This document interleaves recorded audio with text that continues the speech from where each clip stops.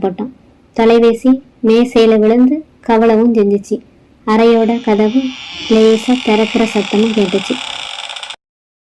தகச்சு போன அரவிந்தும் மெதுவா தலையை திருப்பினான். அறைக்குள்ள வெளிச்சம்படாத மூலையில ஒரு வெளிர் நிற பெண் உருவமும் மெல்ல நகர்ந்துகிட்டு இருந்துச்சு. அவளோட நீண்ட கரிய கூந்தல் அவளோட முகத்தையும் மறைச்சிருந்துச்சு. அவளோட கால்கள் தரையில படாம மிதந்துகிட்டு இருந்துச்சு.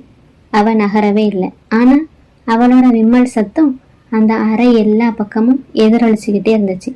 அரவிந்த் பின்னால நகரையும் முயற்சி செய்தான். ஆனா அவனோட உடலும் உறைஞ்சு போய் இருந்துச்சு. அந்த பெண் உருவமும் அவ தன்னோட முகத்துல இருந்த முடியையும் மெதுவா விளக்குச்சு. அரவிந்த் அதிர்ச்சியில உறைஞ்சே போனான். அவளுடைய கண்கள்ல வெள்ளை நிறம் மட்டும்தான் இருந்துச்சு, கருவிழியே இல்லை. அவளோட உதடுகள்ல ஒரு விகாரமான புன்னகையும் தோன்றுச்சு. அரவிந்த்